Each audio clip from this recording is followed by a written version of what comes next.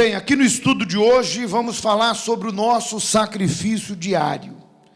E começa assim: talvez você seja uma daquelas pessoas que reclama de que Deus não abençoa. Saiba que aquelas respostas que nós queremos não acontecem simplesmente porque nosso coração não foi e não é totalmente dele. Não devemos colocar culpa em algum espírito maligno na sociedade ou nos outros, já que o coração é a fonte da nossa individualidade. De nada adianta exigir muito de Deus e dar pouco a Ele.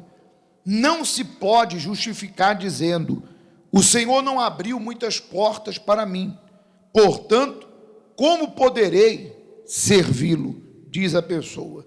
Tudo na vida depende das nossas atitudes. Existem leis fixas que regem a vida e o universo. Se você plantar arroz, não irá colher feijão. Quando busco Deus de todo o coração, a resposta é certa. Não basta orar e esperar que aconteça o que almejamos. A grandeza da nossa fé é medida pelas nossas atitudes. O agir, o fazer algo pela fé, obrigatoriamente traz da parte de Deus uma resposta. É justamente esse o âmago do sacrifício. Jesus foi um exemplo de sacrifício realizado por um sublime ideal. No judaísmo antigo, os sacrifícios eram feitos com o sangue de animais. Quem pecasse, morreria. E o animal serviria de substituto para esse pecador. Jesus veio se oferecer em sacrifício. Seu sangue trouxe perdão a todo aquele que crer nele. Por isso, ele, Jesus, é chamado Cordeiro de Deus. Não há nada que pague por esse ato. Vamos dar uma pausa aqui. Deixa nós falarmos aqui a respeito desse ponto. Existem duas razões das orações não serem correspondidas. Bem, a primeira, é óbvio, é quando a pessoa não está dentro da vontade de Deus. Veja que lá em Malaquias, o próprio Deus, fala através de Malaquias, dizendo assim: agora, pois, suplicai o favor de Deus, que vos conceda a sua graça. Mas com tais ofertas na vossa mão, aceitaria ele a vossa pessoa? Porque eles ofereciam a Deus uma oferta defeituosa e desonravam Deus. Então é óbvio que, se a minha vida não é uma oferta perfeita, se não é 100%, se eu não estou servindo a Deus com todas as minhas forças, é óbvio que eu não vou poder exigir que Deus venha comprar a minha briga, dar as caras por mim, uma vez que eu não estou fazendo mesmo. Agora, se há uma resposta 100% minha, uma entrega 100%, não tem como Deus não honrar. Não tem como Deus não agir, porque Ele é fiel. E lá diz, que muita eficácia há num clamor de um justo. Não tem como. Agora, existe outra razão de muitas coisas que eu peço não chegar. Tem aquelas que eu peço que não agrada a Deus, que Deus sabe que eu estou pedindo por vaidade, por ganância, por egoísmo. Essa também Deus não vai dar, porque não é para a glória dele. Mas existem coisas que são boas para mim e que muitas vezes não acontece por uma razão óbvia. Quando a pessoa recebe a maior das maiores graças, que é o Espírito Santo, então ela está pronta para tudo, porque aquele que é nascido de Deus vence o mundo. Está lá escrito: quem é nascido de Deus vence o mundo. Entende-se que aquele que alcançou o Espírito Santo, essa pessoa alcançou a plenitude de Deus, que é o máximo. Não existe algo além disso. Não existe algo além disso. Se eu recebi o Espírito Santo, eu recebi o máximo de Deus.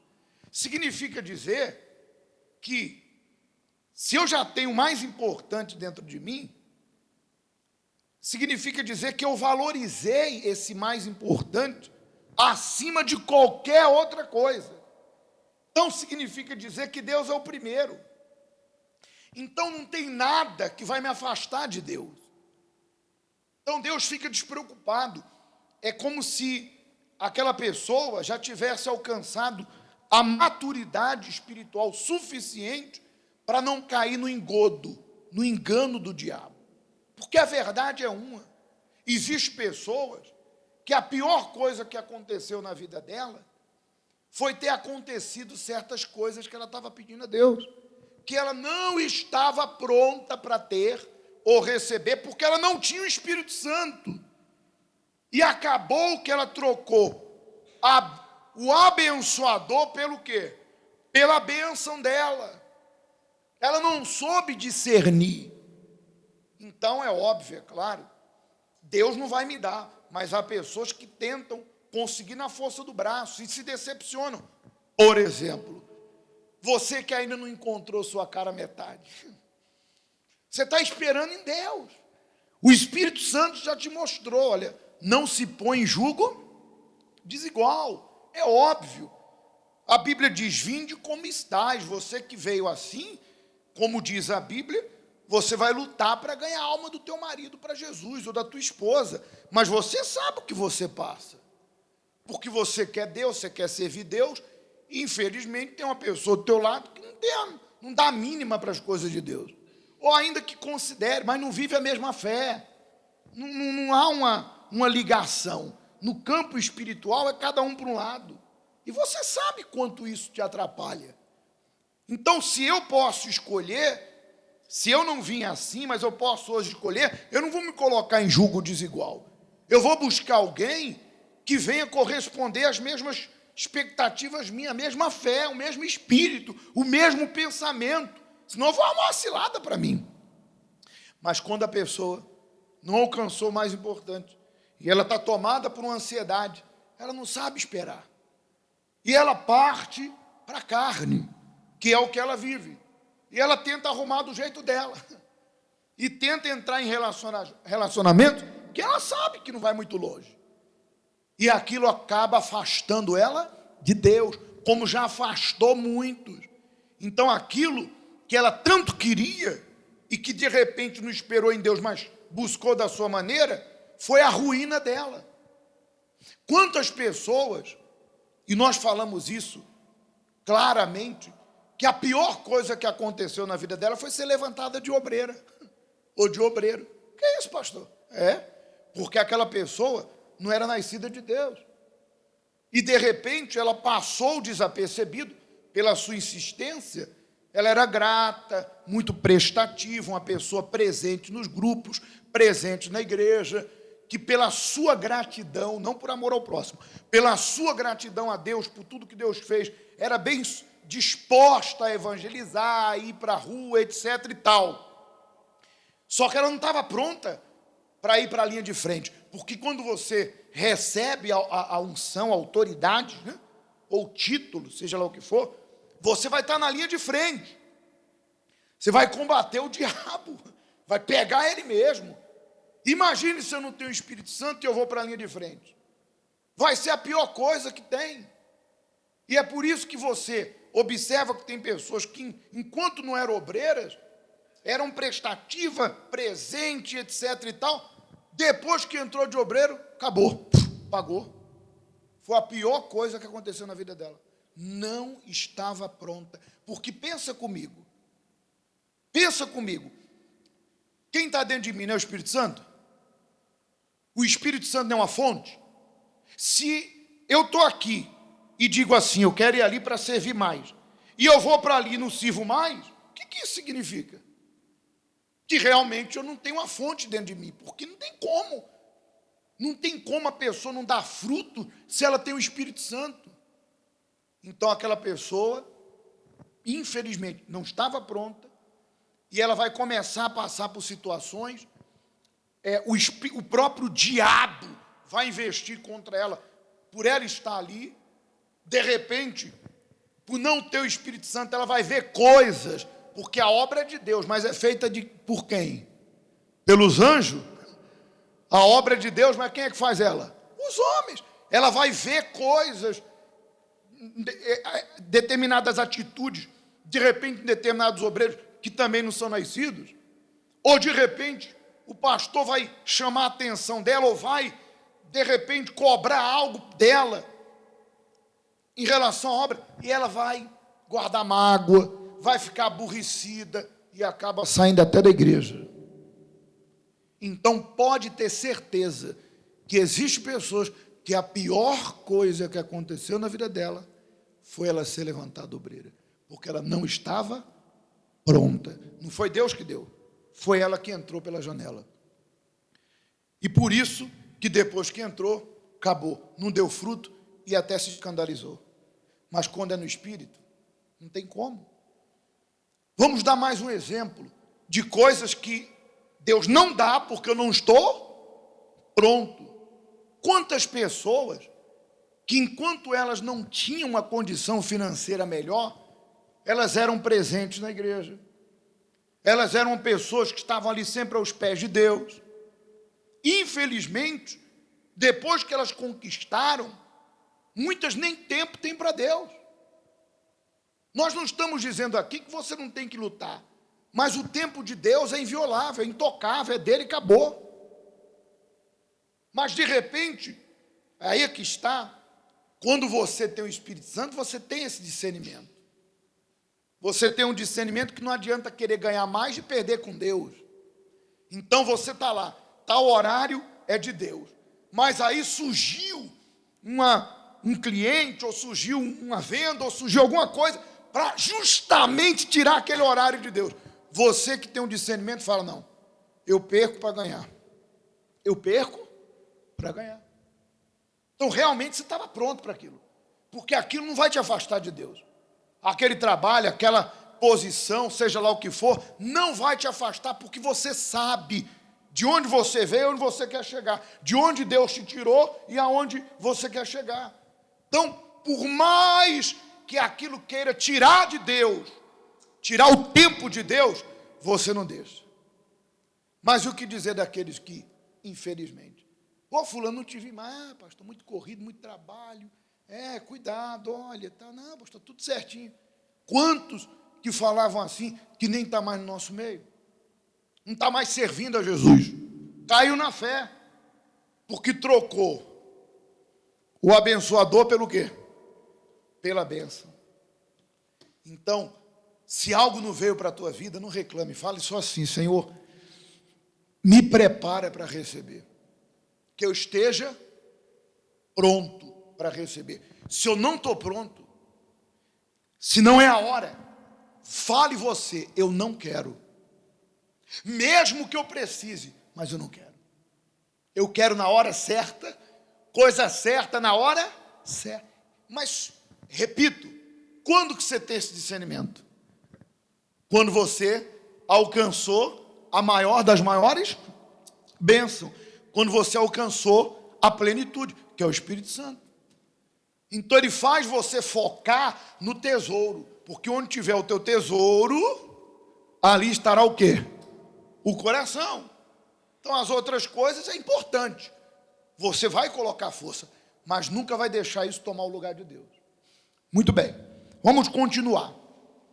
A pessoa aceita Jesus, mas a partir desse instante, tem que manter a salvação através do seu próprio sacrifício com Deus, até o último dia.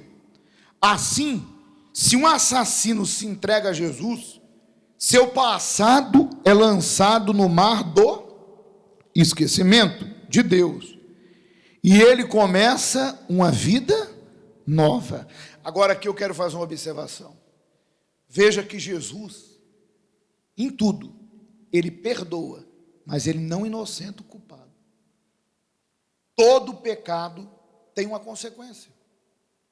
Veja que o ladrão na cruz, graças a Jesus, ele recebeu o mais importante, que foi a vida eterna. Jesus disse, ainda hoje, comigo estarás no paraíso.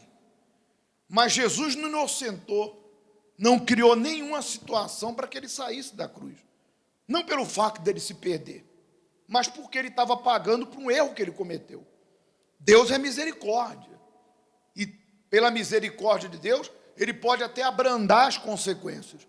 Mas todo pecado traz uma consequência. Por exemplo, o próprio Jesus falou sobre isso. Você é uma pessoa casada. E aí você trai teu cônjuge. Seja a esposa trai o marido trai a esposa. O próprio Senhor Jesus disse que mediante o adultério se pode dar carta de divórcio. A pessoa pode perdoar e continuar, ou pode perdoar e dizer o seguinte, ó, segue o teu caminho. Aquele relacionamento acabou. Vai ter uma consequência. Vai ser uma ruptura, um término do relacionamento. Ou a pessoa perdoa e continua. Está na mão dela escolher. Mas as consequências vêm. Digamos que a pessoa cometeu um crime. Ela cometeu um erro. Deus vai lhe perdoar pelo erro que você cometeu. E não vai imputar culpa para você em relação à tua salvação. Mas, se a pessoa que foi prejudicada for para o tribunal, realmente você vai ter que arcar com as responsabilidades. Você vai ter que pagar pelo que você fez. Você vai ter que ajustar conta com a pessoa e com a justiça. Porque Deus perdoa, apaga o meu passado, mas Ele não me inocenta. Até porque, se assim não for, vai criar precedentes. Ou seja, eu erro, cometo um erro, e aquele pecado não me traz nenhuma consequência. Então, pecar é bom mesmo. É doce do começo ao fim. Mas não é isso que a Bíblia diz. Que ele é doce no começo e no fim é o quê? É amargo. Justamente para odiar o pecado, não tornar repetido. Então, guarde consigo. Deus perdoa, mas não inocenta o culpado. Da mesma forma, se alguém que serve a Deus por mais de 30 anos, um exemplo, de repente ficar com rancor contra o seu próximo, preservando isso no coração, fique claro, porque sentimento vem para todo mundo, mas guardou no coração, trará como consequência a anulação de todos os anos que esteve a serviço de Deus. Para seguir Jesus, é preciso negar a si mesmo e viver uma vida limpa neste mundo. É esse o sacrifício diário, o exercício da nossa fé. Deus olha o coração do homem para verificar a sinceridade de suas atitudes. Se no meu coração, quem ocupa o primeiro lugar é o marido, o netinho, o filho, então ele, Deus, nunca se manifestará a você. Deus deve ocupar o primeiro lugar. Vamos falar dessas duas questões aqui. Primeiro, o tempo de igreja, ou tempo aqui dentro, não vai justificar-me diante de quem? De Deus. O que me justifica diante de Deus é a minha fé. E todos nós sabemos que fé é sacrifício, é obediência, é entrega, é renúncia. E isso é diário. A nossa luta é diária. Eu digo nossa, de todos nós. O diabo sempre vai trabalhar. Essa é a função do mal.